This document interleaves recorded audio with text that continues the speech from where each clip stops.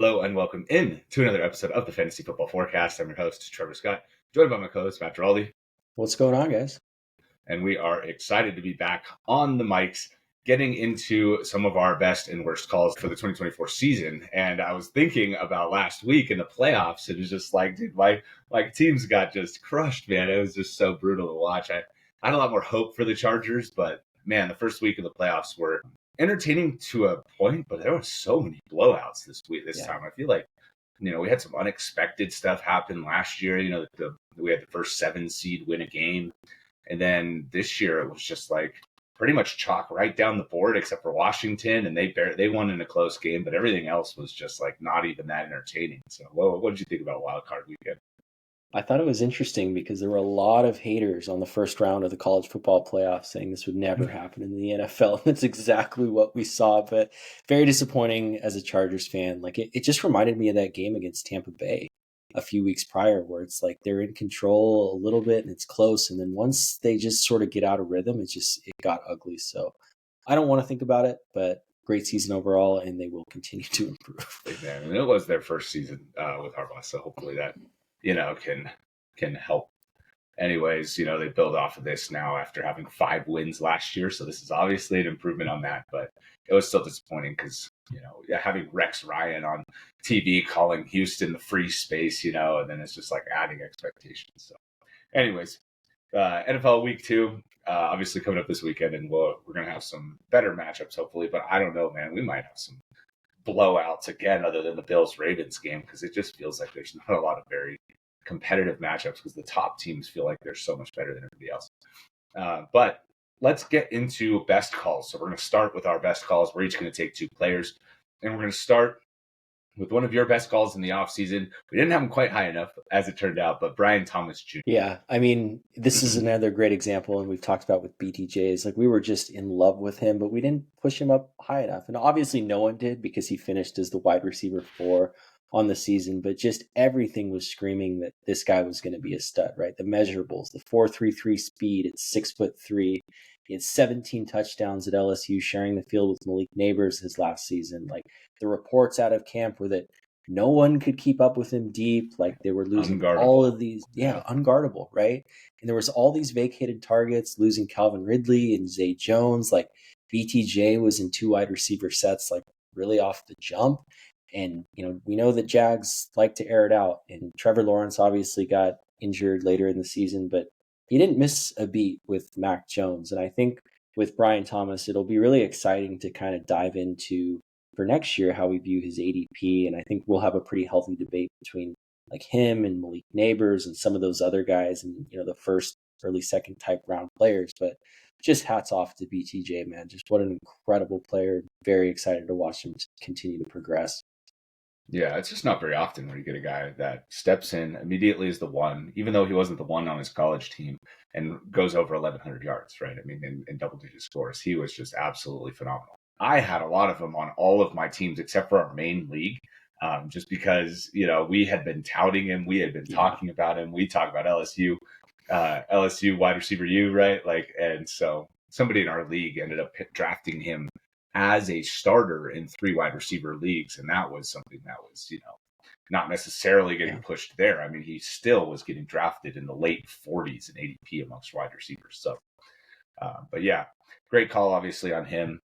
We had him in the 30s. Obviously should have pushed him even higher than that. Maybe that's a lesson learned with our rankings. Let's not get caught up in what everybody else is saying or doing. Let's just pick our guys, especially for you and especially on rookies. Just, if there's a guy with a good landing spot, huge opportunity and getting rave reports, let's just fly those guys up our board. I learned my lesson with that with Neighbors, right? I was just resisting on Neighbors. I had him at wide receiver 30 preseason. It's just not good. So that's a bad call. We're not going to talk about him, but that was definitely one of my worst calls there too. I mean, everybody else seemed to be on board with that. He's going the second round of best ball leagues. Like he was industry darling basically, but I just was hoping to be right on him and I wasn't. The second guy we're going to talk about here is Sam Darnold. So from a super flex perspective, I was all over Darnold in the preseason. He was getting drafted like a QB 30, QB 29, QB 28, depending on where you were looking. And he was just such an obvious QB3 late in the draft pick for me because my whole argument to try and make it relatable was like, look at what Nick Mullins did in this offense. Like, he was unbelievable from a fantasy perspective. And if Mullins can do it after Cousins went out, like, Darnold is going to be playing at least at that level. Mullins is still on the roster. They went out and signed Darnold to be the starter to start the year. Obviously, they drafted McCarthy. So once McCarthy went down, it was even more obvious to me that we needed to be drafting Sam Darnold. And, the way we framed it up is, especially in 2 quarterback leagues, he could have 2 or 3 good weeks right at the beginning. And then he's just in your lineup for the rest of the year. And, if he gets Hawkinson back and then he gets Jordan Addison back or back to full speed, because he had some issues with health and legal issues at the beginning of the year. And so that was kind of how we framed up the Darnold argument. And I feel like that pretty much went right on script as we kind of called that one. So he obviously exceeded our expectations too, finishing as a top 10 quarterback, not something we necessarily saw, but I think that can be a very, very firm lesson learned, that Kevin O'Connell quarterbacks do not get ranked outside the top 20 quarterbacks. They do not fall outside the top 20 quarterbacks in consensus. It's just not something that ever happens. So we need to make sure that those guys, whoever it is going to be going into next year, which I think is going to be McCarthy based on his comments to the media, which I was kind of surprised after the wild card game. They sort of kind of gave the thank you to Darnold type of thing. And I was like, oh, that's kind of weird way to put that. But yeah, so Darnold, he was great. If you had him in your Superflex leagues, like, he was a starter. He was even a starter in 1 quarterback leagues for a good part of the year. He was phenomenal. He's going to get a job somewhere else next year. I expect him to get a contract. So maybe not as big of a contract as maybe we were hoping for, since he didn't win a playoff game, but even with a 14-win team. But, he'll be somewhere else, and we'll be talking about him once he signs a contract with a new team. I was definitely surprised by O'Connell's comments. Like, I definitely thought they were going to still franchise tag him, maybe offer him like a Geno Smith, Baker Mayfield type deal. I know Colin Cowherd was kind of pushing that. But yeah, we'll see. And, they've got a lot of cap space if they do go the McCarthy route. In our league too, it's like the guy that drafted Patrick Mahomes in Superflex didn't even use him because he was using Sam Darnold the whole time. So just an unbelievable season. I'm obviously a huge Darnold homer. I've beat that drum just being an SC fan and, going to the same high school. So I hope he gets paid, and I hope he's, continues to be success. Yeah. The next guy we're going to get into here, a homer pick, and he just went off in his playoff game, is Ladd McConkey. So yeah, what do you got for us on Ladd? Yeah, I mean, the day he was drafted, like, we made the argument that he was the best receiver on the team already. Like, I don't know what the Patriots were doing, trading down with the Chargers. Like, it was so obvious that the Chargers were going to take Ladd there, and you and I were just over the moon because we didn't think that he was going to fall to him, right? We were saying, like, maybe they'll take Jackson Johnson or like. I didn't think there was a chance that the Patriots were going to trade that pick with Ladd on the board. I'd already, going into the second round, right, because we were talking about the fact that they didn't get a receiver and they didn't trade into the first round to get a receiver. And so I was just like, there's no way that New England is going to give up Ladd there now. Like, they have it locked. They got their guy. And then when the trade came through, I was like, oh my God, they're going to get Ladd. They're going to get Ladd. I'm fired off text messages. Dude, they're getting Ladd. They're getting Ladd. They're getting Ladd. And so, oh man, I was just like, we were obviously over the moon about the player and getting to go to the Chargers, but then the performance even exceeded our expectations, I think. Yeah. And our buddy who we'll have on again for our prospect list, like, he pushed Ladd way up the board. Like, he had him over like guys like AD Mitchell, which was like definitely not industry consensus. And if you look at like the measurables too, like, he ran a 4.39 40. Like, he was an absolute stud at Georgia. Like, we saw how much the Georgia offense dropped off this year without Ladd and Brock Bowers. Like, Carson Beck is only going back to college because he lost those 2 guys. But anyways, like, all the signs were pointing up, right? You got the new coaching system. You upgraded the offensive line. You already had Rashawn Slater. Now you draft Joe Alt, who's just an absolute stud. You're filling the Keenan Allen role. He was getting like almost 12 targets per game. Obviously, Mike Williams was gone. And our big argument was like, he's going to be Herbert's number 1. And there was just so much talk about, oh, they're only going to run the ball. They're going to play just like they did at Michigan. And it's like, no, you can't just run every play in the NFL. Like, I understand you want to establish that. Especially when you have Herbert. Yeah. Yeah. And so it was so obvious. But I think in the draft, it'll be interesting to see what they do. We've seen a lot of mocks where they're taking one of the premium tight ends, which I think would make a lot of sense just because Quentin Johnston, like, he can't catch the ball. I hate Quentin Johnston, but I definitely expect them to add a pass catcher. I don't think that someone like Luther Burden would make it all the way down to them.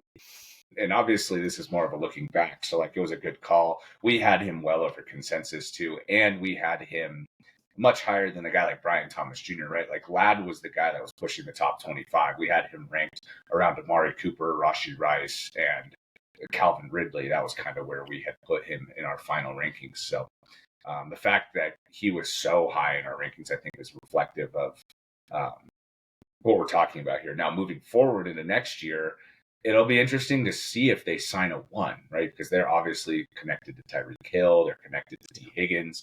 And so if they go and get a major wide receiver like that, I think it'll be good for Ladd's efficiency, and it'll be good for Ladd to learn from somebody like that. It'll be good to have a leader in the wide receiver room. It'll obviously be good for the Chargers as a team. Now, in terms of the fantasy production, if he's going to go from getting, all of these targets and being basically the only game in town to the number 2, I don't know. And then you add a tight end weapon too, and then you add Harbaugh who wants to run it, spin it around. Like if his targets are going to go down to 6 or 7 a game, then I'm not going to be necessarily as excited about him next year as I was coming into this year. So we'll see. Obviously, the player himself is excellent. I think he's established himself as a top 20 wide receiver in the NFL, no questions asked at this point. And, youth, speed, I think he's got it all. It's just a situation thing that could develop on the Chargers, and we'll get into that more as the offseason rolls on. Next guy we got to talk about, this is my biggest victory lap. It's my biggest victory lap every year because it's the most predictable thing in fantasy football at this point in time, is Jakobi Meyers. So if you go back and listen to our sleepers video from the preseason, the way I talked about Jakobi Meyers is almost exactly as it went off during the season. Right? It's like you draft this guy, he's got upside behind Adams, he can score, he can pull targets, and if Adams gets traded or doesn't play or whatever, then you have a number 1 wide receiver on the offense for the whole year. He's finished top 24 in 2023. He's gonna finish top 30 at the worst, maybe top 25 again in 2024, because he always does it. And he's always going to be ranked at ADP 120 or 130. Or in this case, this year, it was down at 140. And it was like, okay, this makes no sense. This player is way too talented. He's got way too good of an opportunity. The quarterback play is not going to be worse than it was in 2023. And all of that stuff came to fruition, right? He obviously was excellent. He was a top 20 wide receiver. And Adams ended up getting traded, which obviously helped him. But that was something that we knew was a very, very strong possibility in the preseason. All of those things just made it so obvious. I know you had a ton of him in best ball. I don't know if it helped you a ton there, but getting a guy that late that's that productive and can contribute is good even in those formats. I don't know that I need to say much more about Jakobi Meyers. He's going to get ranked in the 130s again next year. So we're going to be talking about Jakobi Meyers, who's going to be behind Tet McMillan or behind one of these other guys that the Raiders bring in. And it's going to be like, oh, okay, like this other guy's going to be great. They got Bowers, that's the number 2. Jakobi's the number 3. And it's going to be like, no, it's not. It's not how it is. He's the 1A. I don't know who you think the 1 is, but he's going to be the 1A, and it's going to be, he's going to be productive. So I hope they have a new quarterback. I know they fell to 6 in the draft, so I don't know if, Jackson Dart is going to make a move up that high in the draft or something like that. I do expect Shedeur and Cam Ward are going to be gone by that point. So we'll see what they do end up doing at quarterback. Maybe they pick Milroe in round 2.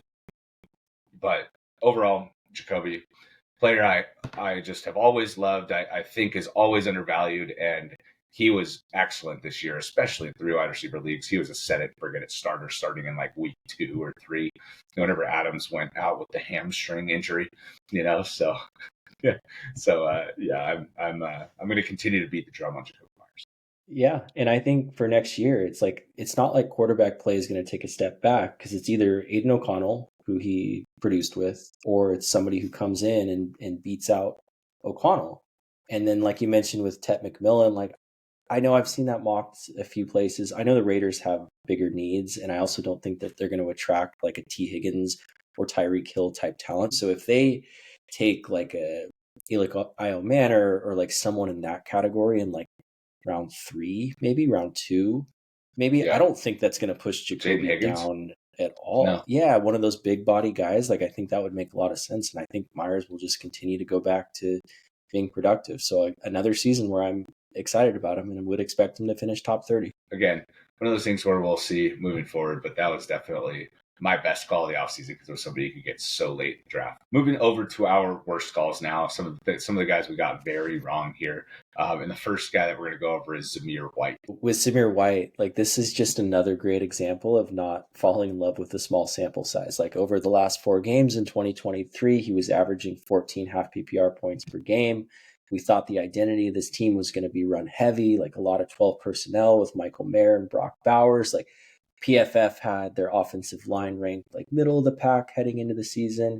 And we talked about Zamir White like being a pretty good 0 RB target. And what was funny and ironic was we did have a slight caveat that maybe he's going to be this year's Alexander Mattison. And of course, Alexander Mattison ended up being the leading rusher on this team. The one who took it from him. Yeah. Yeah. So it's just like, I don't know. And I guess as a lesson learned, like looking for other guys that might fit this mold heading into next year. I don't know if there's anyone that jumps out to me specifically, like maybe Rico Dowdle, but he's a free agent and I would expect the Cowboys to take a running back in the first 3 rounds, like maybe Tyrone Tracy. But yeah, man, just a complete whiff on Zamir White and just falling in love with just way too small a sample.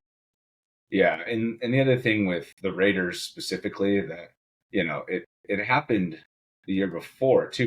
And it's I'm not trusting the Raiders anymore, right? I'm not going to use any sample size. I'm not drafting Sincere McCormick, hoping that, he turns into something because he had a decent 4-game sample with the Raiders, right? I'm hoping they use draft capital to draft a running back, a clear house of all these guys, and then you know who to draft. Other than that, no Raiders running backs get pushed up my list. There's just no way.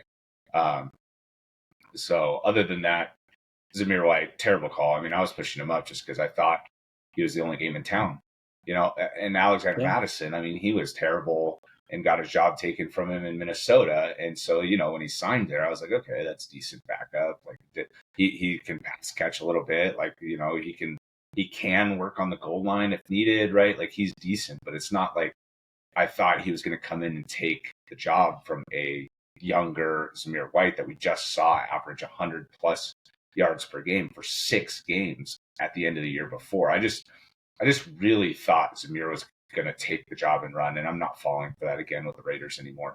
There was some news saying that he didn't look super good and that he wasn't taking the job and running with it in camp, and I was mostly ignoring that because of the performance on the field. And I obviously wish I didn't at this point now. Like I had him ranked ahead of James Conner, right? Like that is just woof. So terrible call there on Zamir White. The next guy we're going to talk about here, and this is a guy I get to take my medicine on, is CJ Stroud.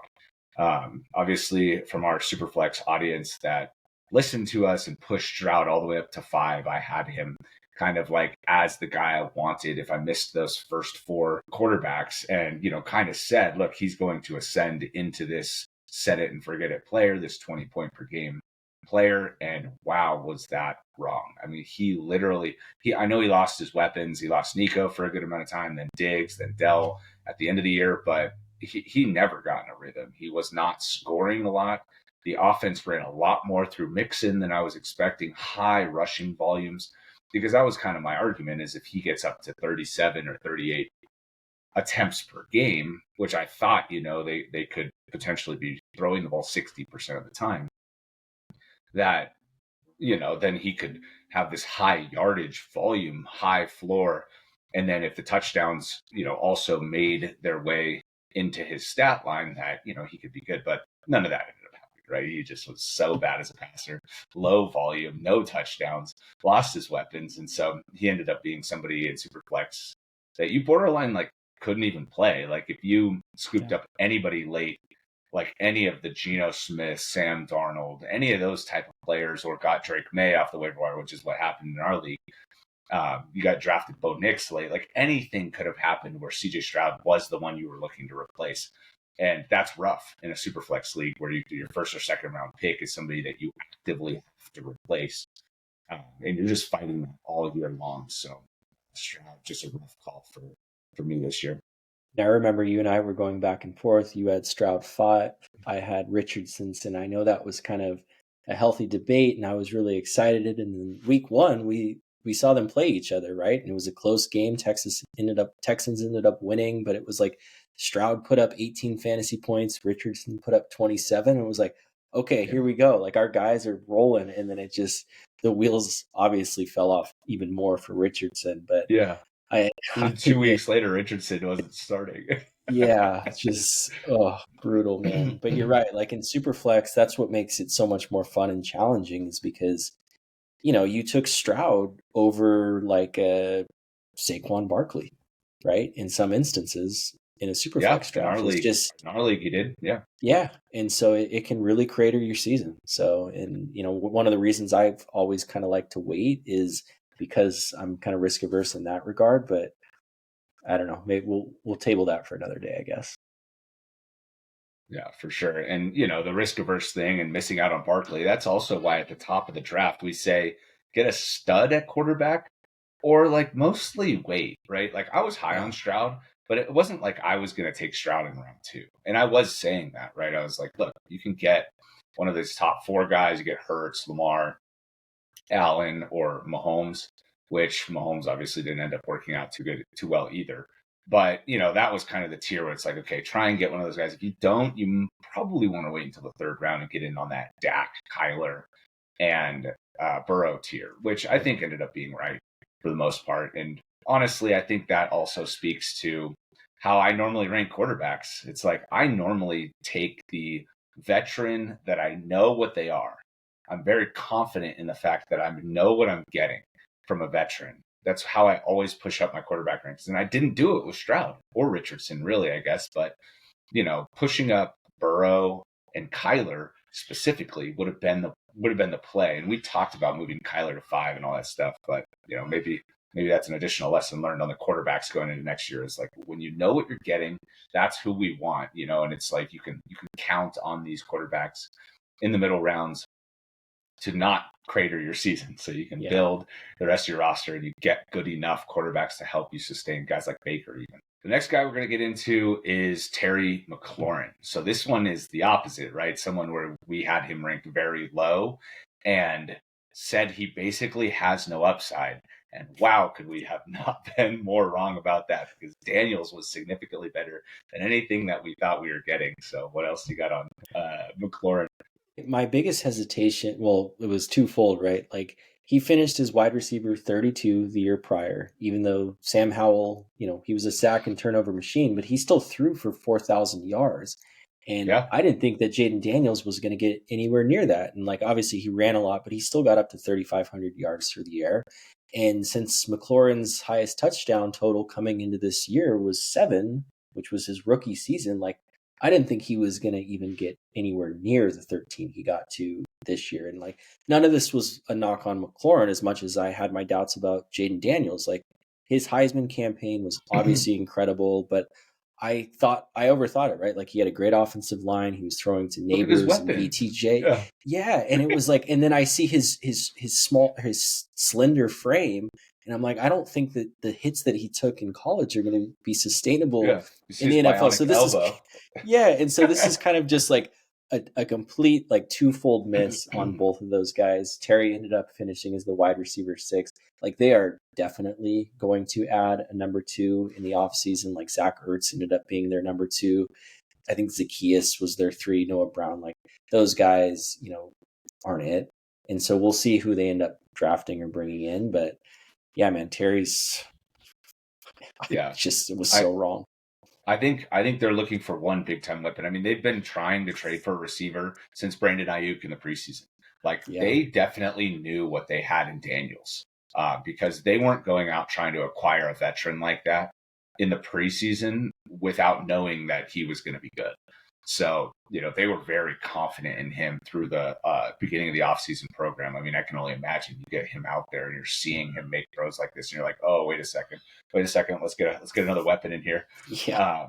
At tight end, I don't think they're going to have to draft or go after a tight end. They have Ben Sinnott sitting behind Ertz. So I don't think Ertz is going to be back. I think Sinnott is going to step up into that tight end role. We'll talk about him a lot this offseason because I really think he's got a chance to be a top 10 tight end next year. And they're going to get a big time receiver, whether that's taking one in the first round, we were just talking about before this, getting a Buka out of Ohio State. That would be awesome if they were able to get him. I think that would fit perfectly with their offense. Maybe they take one of these bigger bodied receivers later, hope they can hit on somebody that can play behind McLaurin. But overall, McLaurin was just a huge miss. I mean, we have to at least acknowledge going into next year's analysis that these rookie quarterbacks, if they are better than we think, that these players that are catching passes from them could be monsters. So the next guy we want to get into, and the last player that we're going to talk about, is Michael Pittman.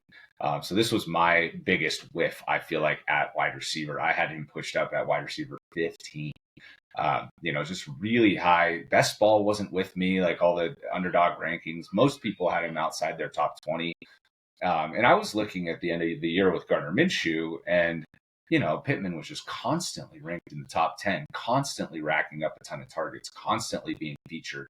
And I know Josh Downs was out, and I know it was Minshew, not Richardson, but I just figured that Pittman had established himself in a way that was going to carry over. And that was my argument in the preseason. Now, that obviously didn't happen.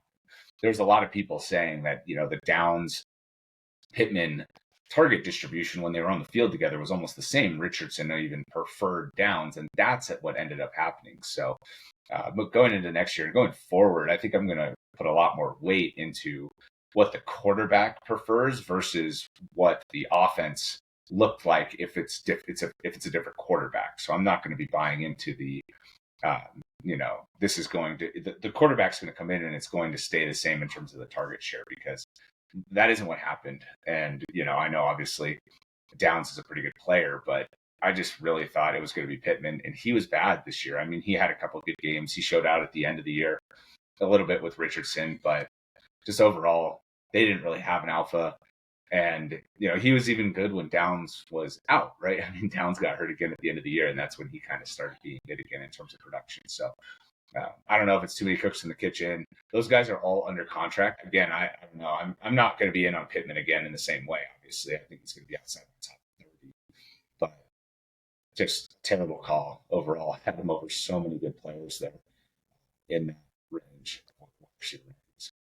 Yeah, I'm going to struggle with Colts pass catchers next year a lot, because you've got Pittman, you've got Downs, you got A.D. Mitchell, who's as talented as anyone. Like, I thought it was weird seeing mocks with like Colston Loveland or Tyler Warren, where they're like, oh, we just need to get Richardson a tight end. And I'm like, is that just what he needs? Because he's the worst at short passes, right? Like, he's got a lot of weapons. Like, I don't like that at all. And then so I'm probably going to be more or less out on Colts pass catchers unless we hear like real improvements from Richardson. But like, we heard rave reviews from him out of camp this last season. So yeah, I'm going to have my guard up with those guys. Yeah, it's just unfortunate because until he shows something more as a passer, it's really going to count all of these guys. And so yeah,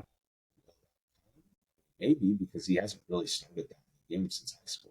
So maybe that's on the way. And he does have a rocket arm. I mean, the fact that he can have higher completion percentage on throws 20 yards down the field than he did on throws behind the line of scrimmage is something that will never make any sense. It's like he's so bad close to the line of scrimmage in the short intermediate game, but he's good deep. So if he can develop some of those touch passes, then I think the offense might look a lot better.